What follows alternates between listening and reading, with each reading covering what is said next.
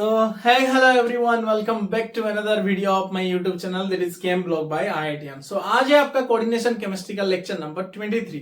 So last lecture में हमने क्या क्या पढ़ा था? लास्ट लेक्चर में हमने पढ़ा था CFSE कैसे कैलकुलेट करते हैं, आपको कुछ एग्जांपल किया था और जब मैं पढ़ा रहा था तब मैं आपको बोल देता था ये स्ट्रॉन्ग फील्ड लिगेंड है, H2O हो गया, ये स्ट्रॉन्ग फील्ड है ऑक्सीडेशन स्टेट को बेस करके, और मैं आपको बताया था आपको उसका मूल मंत्र यानी 4 टिप्स बताऊंगा जिससे आप वर्ल्ड की यानी कोऑर्डिनेशन केमिस्ट्री की जितनी भी लिगेंड आए strong field weak field classify कर पाओगे विथ मेटल कॉम्प्लेक्स. ठीक है ना? तो आइए आज पूरा जोश से बैठ जाइए और जो जो पढ़ाऊंगा अच्छे से लिखना. ओके, कॉपी और पेन निकालो, बैठ जाओ. तो पहले स्टार्ट करते हैं. ये देखो मैंने 4 पॉइंट लिख लिया है. अभी आपको एक एक समझाऊंगा, पूरा डिटेल से सुनना फिर लिखना. ओके, तो पहला पॉइंट आते हैं. पहली तो ये कौन सी सीरीज है, आपको याद आ रहा है ये कौन सी सीरीज है? बेस्ड ऑन CFSE मतलब क्रिस्टल फील्ड स्टेबलाइजेशन एनर्जी के हिसाब से ही ये सीरीज डिजाइन किया गया है ना. ये सीरीज को हम क्या बोलते थे, याद है सबको? स्पेक्ट्रोकेमिकल सीरीज बोलते थे ना, स्पेक्ट्रोकेमिकल सीरीज वही है. ठीक है, तो पहली चीज जब हमें जब हमें 3D ट्रांजिशन की बात आती है, 3D ट्रांजिशन यानी कौन कौन सी? स्कैंडियम, टाइटेनियम, मार्नियम, chromium, manganese, iron, cobalt, nickel, copper, zinc. Scandium उसके नीचे जो लाइन है वो 4D, उसके नीचे जो लाइन है 5D. क्यों? पहला 3D यानी लास्ट ऑर्बिटल 3D में एंटर कर रहा है, नीचे का लाइन 4D ट्रांजिशन मेटल यानी लास्ट जो इलेक्ट्रॉन एंटर करेगा 4D ऑर्बिटल में एंटर करेगा, और 5D यानी लास्ट इलेक्ट्रॉन 5D में एंटर करेगा. तो पहले हमें 3D की बात करनी है. फॉर 3D ट्रांजिशन सीरीज, जब 3D ट्रांजिशन सीरीज हो और ऑक्सीडेशन स्टेट कितना हो? +2 हो, मतलब यानी स्कैंडियम 2+, टाइटेनियम 2+, लाइक दैट. ठीक है ना? जब इतना हो देन हमें क्या देखना है? टिल एमोनिया कौन है? इधर NH3 के पास, इधर से इतना till ammonia all are weak field ligand. मतलब मेटल कॉम्प्लेक्स कोई भी हो वो 3D ट्रांजिशन सीरीज का होना चाहिए. साथ में अगर आपको +2 ऑक्सीडेशन स्टेट मिल जाए तो क्या करना है? +2 ऑक्सीडेशन स्टेट मिल गया मतलब वो जो लिगेंड कोई भी हो अप टू NH3 के बाद नहीं, EN, CN, CO, NO वो नहीं, NH3 के तक सारे लिगेंड कैसे एक्ट करेंगे? As a weak field ligand act करेंगे. समझ में आ रहा है? वीक फील्ड यानी पेयरिंग नहीं होगा. जो लिगेंड नीचे फील होता है ऊपर चला जाता है. वीक फील्ड यानी वो एनर्जी गैप क्या है? कम है ना. समझ में आया? वीक फील्ड यानी हाई स्पिन कॉम्प्लेक्स बनेंगे, नंबर ऑफ अनपेयर्ड इलेक्ट्रॉन ज्यादा होगा. पहली बात क्लियर हुआ. जब 3D ट्रांजिशन एलिमेंट की हम बात करेंगे, जब +2 ऑक्सीडेशन स्टेट में होगा तो टिल NH3 जो है ना सारे वीक फील्ड लिगेंड है और बाकी क्या है? Strong field ligand. देखो +2 oxidation state after NH3 all are strong field ligand. तो पहली लाइन सबको क्लियर हुआ. फर्स्ट 3D ट्रांजिशन एलिमेंट होगा भाई +2 ऑक्सीडेशन स्टेट की बात कर रहे हैं हम. अब +2 ऑक्सीडेशन स्टेट में जब होगा टिल एमोनिया क्या होगा? वीक फील्ड लिगेंड होगा. एमोनिया के बाद स्ट्रॉन्ग फील्ड लिगेंड होगा. समझ में आया? इतनी सी बात. अब आओ +3 ऑक्सीडेशन स्टेट, स्कैंडियम, टाइटेनियम, मार्नियम, क्रोमियम, मैंगनीज. जब आयरन तक बस Fe3+ तक क्या होता है? Till NH3 week field ligand होता है. सेम चीज, इतने तक सेम चीज फॉलो होता है. NH3 वीक फील्ड लिगेंड होता है. बट जब आता है ये सब एलिमेंट देखो CO3+, Ni3+, U3+, ये जब मेटल आ जाते हैं तब क्या होता है? मोस्ट ऑफ द लिगेंड सारे स्ट्रॉन्ग फील्ड जैसे एक्ट करते हैं, बाकी इनको छोड़ के जो I-, bromide, chloride, fluoride, okay, sulphide, SCN-, N3-, in ligand को छोड़ के बाकी सब लिगेंड क्या होंगे? स्ट्रॉन्ग फील्ड एक्ट करेंगे. किसके केस में? इसके केस में ओनली CO3+, Ni3+, Cu3+. ठीक है, बाकी जो आया इनके केस में ऊपर जैसा फॉलो हुआ till NH3 week field ligand, उसके बाद भाई स्ट्रॉन्ग फील्ड लिगेंड. इसलिए मैं आपको एक एग्जांपल करवाया था. जब COH2O होल 6 3+ दिया था तो आप बोलोगे सर H2O तो NH3 से पहले आता है बट वीक फील्ड लिगेंड होना चाहिए. बट बेटा CO3+ था ना, CO3+, बाकी इनको छोड़ के बाकी कोई भी लिगेंड आ जाए वो एक्ट करेगा स्ट्रॉन्ग फील्ड लिगेंड के जैसे. समझ में आया सबको? वो एक्ट करेगा स्ट्रॉन्ग फील्ड लिगेंड.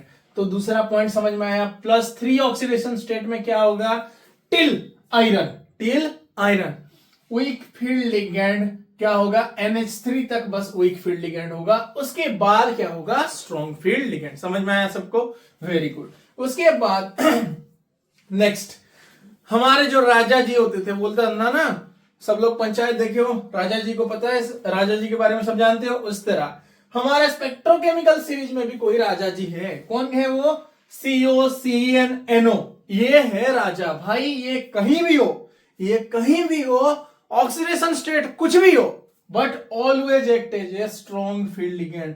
और बनाएंगे क्या, पेयर्ड कॉम्प्लेक्स, यानी नीचे ही पेयर कर लेंगे अपने, ठीक है, ऊपर जाने नहीं देंगे।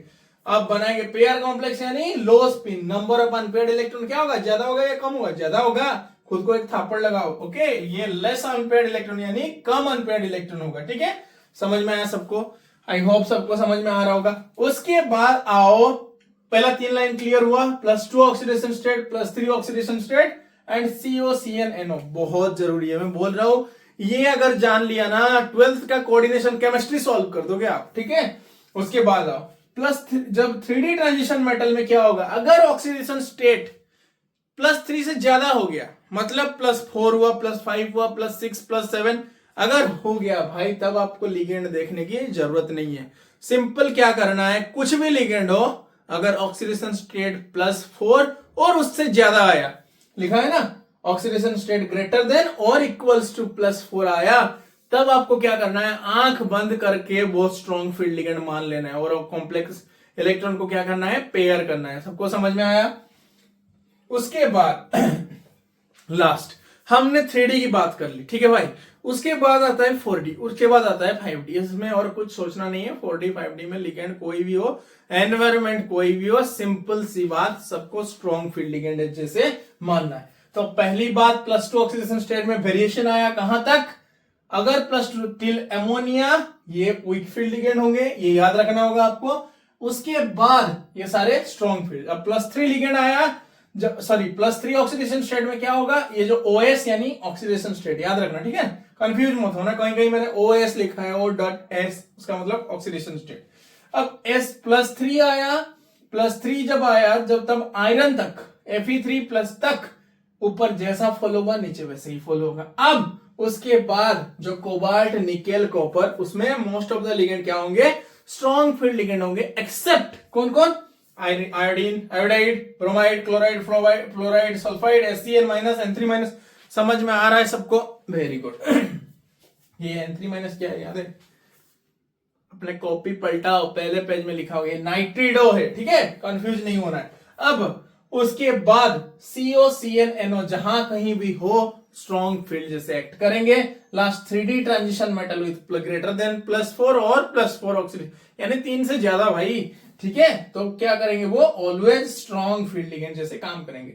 और 4D और 5D में स्ट्रॉन्ग फील्ड हमेशा होगा, ठीक है। 4D यानी नीचे वाले, और जैसे प्लैटिनम आ जाता है ना कभी कभी, और नीचे रेहनियम आ जाता है, टंगस्टन आ जाता है, मोलिब्डेनम आ जाता है, नीचे वाला सीरीज 4D और 5D कुछ भी हो, हमेशा स्ट्रॉन्ग फील्ड होगा। स्ट्रॉन्ग फील्ड यानी पेयरिंग होगा, ठीक है। समझ में आया सबको, पहले इसको अच्छे से नोट डाउन करो। क्यों इतना एम्फोसाइज कर रहा हूं, क्योंकि सवाल इससे आएंगे और क्वेश्चन आएगा वाई। हाँ, आपने बोल दिया, 4 पॉइंट याद रखो बेटा, अभी याद रखो, आगे पढ़ोगे आप LFT, लिगेंड फील्ड थ्योरी और मॉलिक्यूलर ऑर्बिटल थ्योरी, उधर आपको पूरा क्लियर हो जाएगा। अभी के लिए बस इतना याद रखो, इतना दिमाग में घुसा, ओके। चलो लिखो,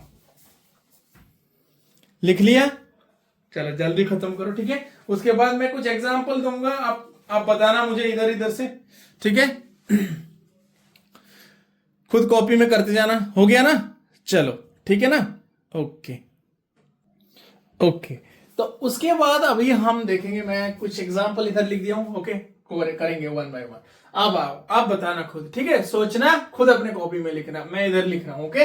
तो CONH3 2+, पहले ऑक्सीडेशन स्टेट निकालो आराम से, कोई जल्दबाजी नहीं, आराम से निकालो। क्या होगा, x + 6 × 0 = 2 + 2 implies that x = +2 आ गया भाई। कोबाल्ट का मुझे पता चल गया कितना, +2 हो गया। अब +2 पहला मंत्र, पहला रूल क्या है, +2 यानी till NH3 is weak field, उसके बाद स्ट्रॉन्ग फील्ड। तो ये NH3 क्या होगा? वीक फील्ड होगा। सिंपल सी बात। CO2 प्लस यानी CO2 प्लस याद है सबको? Scandium, titanium, vanadium, chromium, manganese, iron, cobalt. 3 4 5 6 7 8 9 है ना? ये क्या है? इलेक्ट्रॉन काउंट है, आउटर मोस्ट इलेक्ट्रॉन। ये 9 बट CO2 प्लस है। 9 से 2 गया कितना? 7। तो ये क्या हो गया? D7। अब D7 हो गया। अब मुझे देखो इधर कितना लिगेंड है बेटा? 6 लिगेंड है, यानी ऑक्टाहेड्रल कॉम्प्लेक्स T2GG है ना? तो D7 अभी मुझे फिल करना है। कैसे? आपको दिमाग में रखना है। मैं एक बार कर रहा हूं, बाकी आप खुद करते जाना, ठीक है? अब D7 को मैं नीचे क्या किया? T2G, ऊपर हमारा भाई EG, ठीक है? अब EG। अब इधर देखो D7 है। D7 कैसे फील होगा भाई? ये पहले तो पता चल गया मुझे वीक फील्ड लिगेंड, यानी पेयरिंग होने वाला नहीं। तो 1 2 3 4 5 6 7। तो क्या हो गया इसका कॉन्फ़िगरेशन? T2G5 EG2। अब इसका CFSC कैलकुलेट कर पाओगे? कैलकुलेट कर पाओगे कि नहीं कर पाओगे? कर पाओगे आराम से। CFSC कितना होगा? 5 इंटू माइनस पॉइंट, ओ सॉरी, फिर अब गोलमाल मत करना, ठीक है? Minus 0.4 into 5 plus 2 into 0.6। अब MP कितना आएगा? MP भाई कितना आएगा? अगर नॉर्मल में ऐसा होता कितना? 1 2 3 4 5, यानी 1 2 3 4 5 6 7। इधर कितना पेयर इलेक्ट्रॉन है? 2। इधर भी 2। तो MP 0 MP प्लस 0 P। तो ये कितना आ गया? ये 5 इंटू 4 माइनस 2.0 प्लस 1.2। तो आया कितना? माइनस 0.8 आ गया CFSC वैल्यू। देख पा रहे हो ना? बस क्या पता चलना चाहिए आपको? ऑक्सीडेशन स्टेट पता चलना चाहिए, मेटल में कितना इलेक्ट्रॉन है वो पता चलना चाहिए, लिगेंड स्ट्रॉन्ग फील्ड है और वीक फील्ड है, उतना पता चलना चाहिए। आप उसका हाइब्रिडाइजेशन, पैरामैग्नेटिक, ये पैरामैग्नेटिक है या डायमैग्नेटिक? पैरामैग्नेटिक है। सिंपल सी बात, दिख रहा है अनपेयर्ड इलेक्ट्रॉन है ना? इसका मैग्नेटिक मोमेंट कितना होगा? 3 अनपेयर्ड इलेक्ट्रॉन है तो 3 पॉइंट समथिंग होगा, 3.89 होगा कि नहीं? बोर मैग्नेटम। अब ये देखो, इससे क्या हो गया? मुझे एक तो कॉन्फ़िगरेशन पता चल गया, CFSC पता चल गया, सब कुछ पता चल गया। समझ में आ रहा है? क्वेश्चन ऐसे ही आएगा, सिंपल। आपको एक कॉम्प्लेक्स देगा, उसका CFSC कैलकुलेशन करने पूछेगा, इलेक्ट्रॉनिक कॉन्फ़िगरेशन यही ये लिखने पूछेगा, पैरामैग्नेटिक डायमैग्नेटिक ये पूछेगा, मैग्नेटिक मोमेंट पूछेगा। इतनी सी बात है भाई। ओके, चलो हो गया। अब मैं बस कॉन्फ़िगरेशन लिख रहा हूं, आप उसका काम क्या करना? आपका काम क्या करना है? कॉन्फ़िगरेशन मतलब छोड़ना नहीं। जो भी बच्चे देख रहे हो ना, कॉन्फ़िगरेशन लिखना, साथ में CFSC कैलकुलेट कर लेना। तो इसका क्या हुआ कॉन्फ़िगरेशन? T2G5, ये D7 था ना? D7 और वीक फील्ड लिगेंड है ना? तो T2G5 EG2 ये हुआ। अब COH2O6 3+, तो किसका ऑक्सीडेशन स्टेट निकालो? x plus 6 into 0 equals to plus 3 implies that x equals to, कहां से 0 आया भाई? वाटर न्यूट्रल लिगेंड है, सिंपल सी बात। ओके, x इक्वल्स टू 0 आ गया। अब sorry, not x equals to plus 3 आया ना? x इक्वल्स टू प्लस 3, ठीक है? अब प्लस 3 हुआ, यानी अब बताओ मुझे स्ट्रॉन्ग फील्ड है या वीक फील्ड? अब आया प्लस 3 की बात। Up to iron till NH3 it is weak field, but after iron cobalt, nickel, copper, zinc, उसमें क्या होगा? मतलब I minus, Br minus, SCN minus, S2 minus, N3 minus, इनको छोड़ने के बाद, और Cl माइनस, इनको छोड़ने के बाद बाकी कोई भी लिगेंड हो वो क्या करेगा? स्ट्रॉन्ग फील्ड लिगेंड, यानी क्या होगा? पेयरिंग होगा पेयरिंग। तो इसका क्या आ गया? CO3 प्लस इंप्लाइज दैट क्या हो गया? CO3 प्लस, इधर D7 था, इधर क्या कितना हो जाएगा? D8 हो जाएगा। D8 हो जाएगा, याद करना, D8 होगा या D6 होगा? भाई D6 होगा, D6। अब D6 होगा तो इसका कॉन्फ़िगरेशन लिखो, सिंपल सी बात। पेयरिंग होगा तो T2G6 EG0, ठीक है? उस तरह इसका मैं फटाफट लिख रहा हूं। तो इसका भी कितना होगा? न्यूट्रल लिगेंड यानी +3, कोबाल्ट +3, ये NH3 है, स्ट्रॉन्ग फील्ड लिगेंड, सेम चीज T2G6 EG0। उसका क्या होगा? ये देखो, कहां है ये? कौन रहेगा? इराक, कोबाल्ट, रिहीनियम को, मतलब 4D आ गया भाई। कुछ भी हो, ये स्ट्रॉन्ग फील्ड लिगेंड। पहले ऑक्सीडेशन स्टेट निकालो, x प्लस 6 इंटू फ्लोरीन का, फ्लोराइड का F minus -1 equals to how much? +3, implies that sorry -3, हाँ -3, कंफ्यूज मत होना, x minus 6 equals to -3 implies that x equals to +3 आएगा, ठीक है।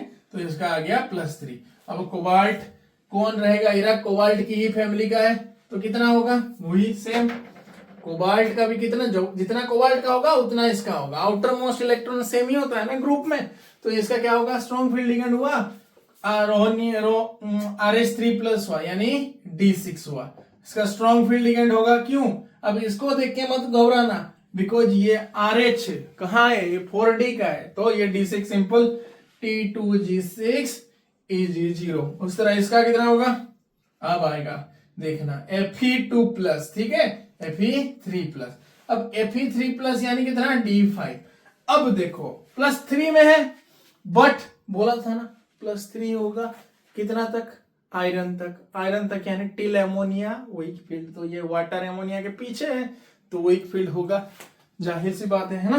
तो कितना हो गया D5 यानी वीक फील्ड लिगेंड, अच्छे से याद रखना वीक फील्ड लिगेंड, तो क्या हुआ T2G3 Eg0। तो आपका काम क्या करना है, ये सारे कॉम्प्लेक्स का मैग्नेटिक कैरेक्टर निकालना, ठीक है, मैग्नेटिक कैरेक्टर, मैग्नेटिक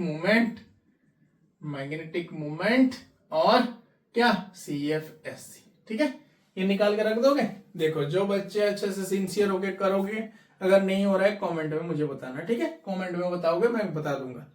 ओके चलो एक बार इसको नोट डाउन करो, फिर हम आगे बढ़ेंगे और एक नए कॉन्सेप्ट का स्टार्ट करूंगा, कॉन्सेप्ट का नाम भी बताऊंगा, ठीक है। चलो इसको लिख लो, लिख लिया, वेरी गुड, हो गया ना, स्क्रीनशॉट ले लो। ओके चलो ओके, उसके बाद अब देखेंगे हम लास्ट चीज, factors that affect CFSC value, ठीक है, factors that affect CFSC value, और you can write factors affecting CFSC value, ठीक है, फैक्टर्स। और एक चीज आपको बता देता हूं बेटा, जिस कॉम्प्लेक्स का जितना CFSC होगा वो कॉम्प्लेक्स उतना स्टेबल होगा, ठीक है, स्टेबिलिटी, ये याद रखना, ठीक है, जिसका जितना CFSC होगा उतना वो स्टेबल होगा, ठीक है। चलो आप फैक्टर्स अफेक्टिंग CFSC लिखते हैं। पहला फैक्टर आता है nature of central metal atom, ठीक है, nature of central metal atom, और we can write oxidation state of central metal atom, ठीक है। अब सिंपल सी बात आपको दिखाऊंगा और एक एग्जांपल लिखवाऊंगा, ज्यादा कंफ्यूज होने की जरूरत नहीं है, simple oxidation state of central metal, chief minister मत समझना, सेंट्रल मेटल एटम, ठीक है, central metal atom is directly proportional to CFSC। इसका मतलब क्या है, more the value of CFS oxidation state more will be the CFSC, obvious सी बात है बेटा, क्योंकि मोर जब CF ऑक्सीडेशन स्टेट होगा तो क्या होगा, कॉम्प्लेक्स मोर स्टेबल होगा, है ना, more the oxidation state more will be the CFSC value, ठीक है। चलो अब देखते हैं, एग्जांपल लिखो, FeCN6 3 माइनस FeCN6 4 माइनस। अब मुझे बताओ FeCN6 3 माइनस और FeCN6 4 माइनस, इनमें से कौन स्टेबल है कौन अनस्टेबल है, बताओ। पहले स्टार्ट करते हैं हम, ऑक्सीडेशन स्टेट निकालो, X प्लस, ये मार्कर भी नहीं चल रहा है, ठीक है, दूसरा मार्कर यूज करते हैं आराम से, X plus 6 into -1 equals to -3 implies that X minus 6 equals to -3 implies that X equals to how much, 6 minus 3 equals to +3, ये आया +3, इसका कितना आएगा, X plus 6 into -1 equals to -4 implies that X minus 6 equals to -4 implies that X equals to 6 minus 4 equals to +2, तो आया +2। अब मुझे बताओ इस रूल के हिसाब से क्या होना चाहिए, CFSC क्या होगा, किसका ज्यादा होगा बेटा, इसका ज्यादा होगा। सिंपल सी बात है, एग्जाम्पल के साथ समझ गए। चलो इसको नोट डाउन करो, जल्दी नोट डाउन करो। हो गया, वेरी गुड। अब नेक्स्ट सेकेंड इज, नेक्स्ट लिखो नेचर ऑफ, ये तो हो गया nature of central metal atom. अब लिखते हैं हम नेचर ऑफ लिगेंड, ठीक है ना। नेचर ऑफ लिगेंड तुम खुद ही बताओ ना, स्ट्रॉन्ग फील्ड लिगेंड में ज्यादा CFSC होगा या वीक फील्ड लिगेंड में, बोलो। स्ट्रॉन्ग फील्ड में ज्यादा CFSC होगा या वीक फील्ड में ज्यादा CFSC होगा? सिंपल सी बात है, लिखते हैं, मैं लिख रहा हूं स्ट्रॉन्ग फील्ड में ज्यादा होगा, ठीक है। लिखो nature of ligand, okay. Nature of ligand क्या होगा, स्ट्रॉन्ग फील्ड लिगेंड, और we can write CFSC of, देखो CFSE of strong field ligand is greater than CFSE of weak field ligand. इसीलिए तो स्पेक्ट्रोकेमिकल सीरीज में उस तरह सजाए हैं उनको, है ना।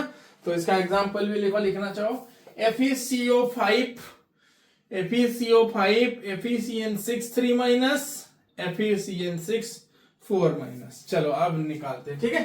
देखो क्वेश्चन में लिख दो, ये एग्जांपल में आया था, ठीक है। FeCO5 ये हो गया, अब FeCN6 3 minus, sorry not plus, ठीक है, ये माइनस FeCN6 4 माइनस, ठीक है। अभी हमने इसका ऑक्सीडेशन स्टेट निकाला। देखो पहले तो इन तीनों को हम कैसे सेपरेट करेंगे भाई, आयरन आयरन आयरन नहीं कर सकते, है ना। क्वेश्चन आएगा इनका CFSC का वैल्यू बताओ, कैसे बताओगे बेटा, ट्रिक पता होना चाहिए। अभी हमने पढ़ा क्या, सेंट्रल मेटल एटम में जितना ऑक्सीडेशन स्टेट होगा उतना CFSC होगा, ठीक है। अब देखो सेकेंड चीज हमने पढ़ा, स्ट्रॉन्ग फील्ड लिगेंड का CFSC ज्यादा होगा देन वीक फील्ड लिगेंड का।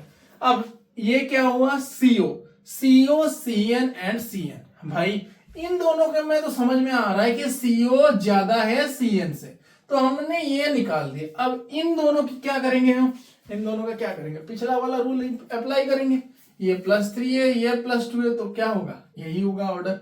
ये अगर A, ये B और ये C हुआ तो एग्जाम आंसर क्या हो जाएगा, A greater than B greater than C, क्या CFSC ऑर्डर, ठीक है। समझ में आया सबको, जल्दी से नोट डाउन करो, ओके। हो गया, अब हो गया सेंट्रल मेटल एटम को तो हमने, अच्छा इसको अगर लिखना चाहो तो लिख सकते हो, ठीक है। ये हमने कैसे किया, ये जो CEO का था उसका स्ट्रॉन्ग फील्ड लिगेंड किसका नेचर ज्यादा है, CN से, है ना। ये अब इनको कैसे डिफरेंस किया, ऑक्सीडेशन स्टेट के बेसिस पे, ठीक है। चलो एक बार नोट डाउन करो, उसके बाद लिखो नेक्स्ट, ओके। हो गया, अब हम सेंट्रल मेटल एटम हो गया, लिगेंड हो गया। अब लास्ट में कौन बचता है, कॉम्प्लेक्स, ठीक है। कॉम्प्लेक्स में कैसे हम डिटरमाइन करेंगे CFSC किसका ज्यादा है, सिंपल सी बात है, ऑक्टाहेड्रल का CFSC ज्यादा होता है। मैंने आपको उस दिन एक फॉर्मूला बताया था, delta naught equals to 4/9 delta T. तो ये क्या हो गया, डेल्टा नॉट 4/9 डेल्टा टी, इनमें से कौन बड़ा है, डेल्टा O बड़ा है देन डेल्टा T, है कि नहीं। तो हम ये लिख सकते हैं क्या, CFSE ऑफ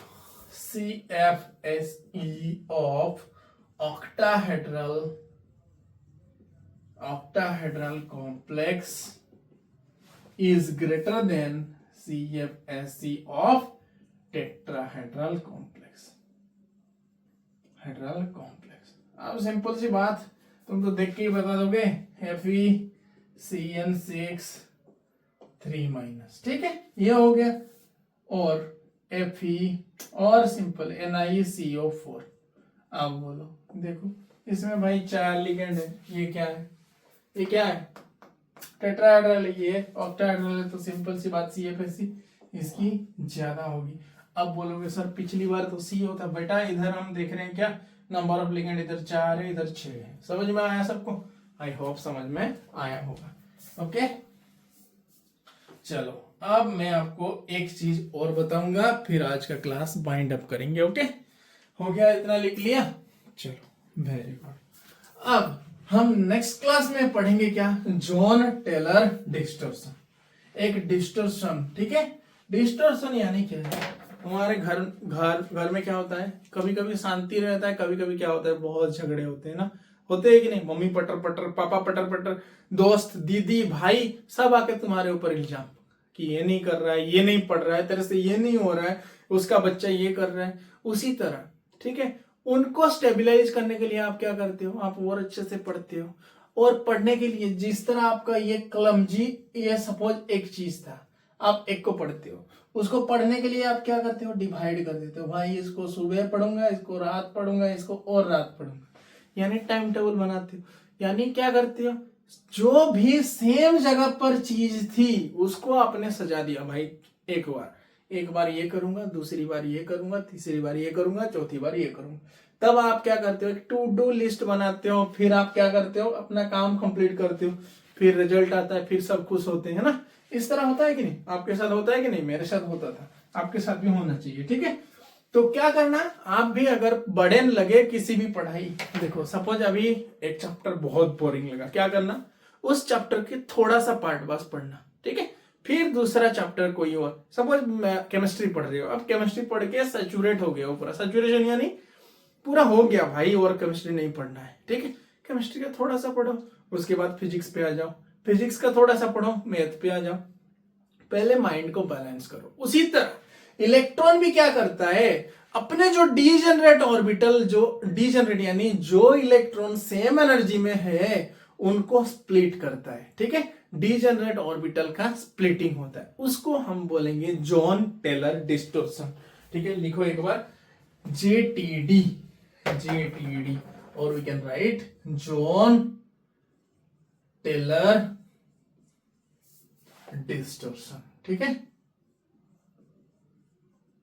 आप सोच रहे होंगे ना, साला ये कौन निकाला है, इतना सब कौन पढ़ता है। बेटा पढ़ना पड़ेगा, ठीक है। एक टाइम आएगा आपको ये है पढ़ना नहीं पड़ेगा, फिर आप जॉब कर लोगे, फिर सब सेट हो जाएगा, पर तब तक के लिए पढ़ो, ठीक है।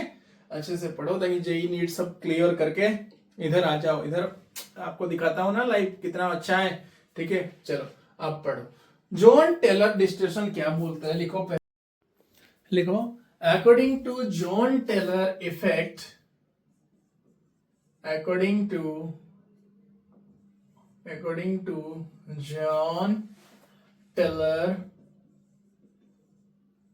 effect, according to John Teller effect, distortion in regular यानी झगड़ा होता है, ठीक है। distortion in regular octahedral geometry occurs, कब डिस्टॉर्शन होता है, जब इजी ऑर्बिटल यानी ऊपर का जो ऑर्बिटल अनसिमेट्रिक, मतलब कोई भी ऑर्बिटल, सिंपल सी बात। जॉन टेलर डिस्टॉर्शन कब होता है, in octahedral complex occurs when, लिखो सिंपल, either T2G और easy orbital unsymmetrically filled, symmetrically filled। बस आपको बताता हूं अनसिमेट्रिकल क्या होता है। देखो बेटा, ये T2G है ना, ये T2G, ये हमारा भाई EG।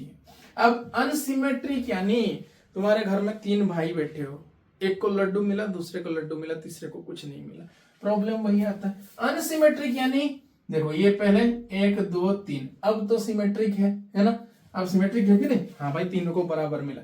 अब अनसिमेट्रिसिटी कहाँ आता है, जब इधर मिल गया भाई, 1 को 2 मिल गया और दो घर 1 1, वो हो गया अनसिमेट्रिक।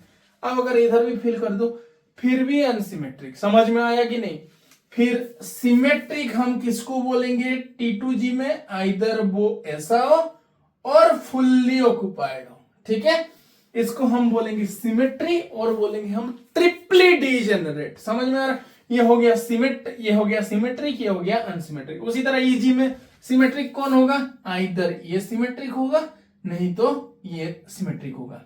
अगर ये हो गया सिमेट्रिक, अनसिमेट्रिक कैसा होगा, अनसिमेट्रिक कैसा होगा, ये इजी का आइदर ऐसा है और ऐसा है, समझ में आया।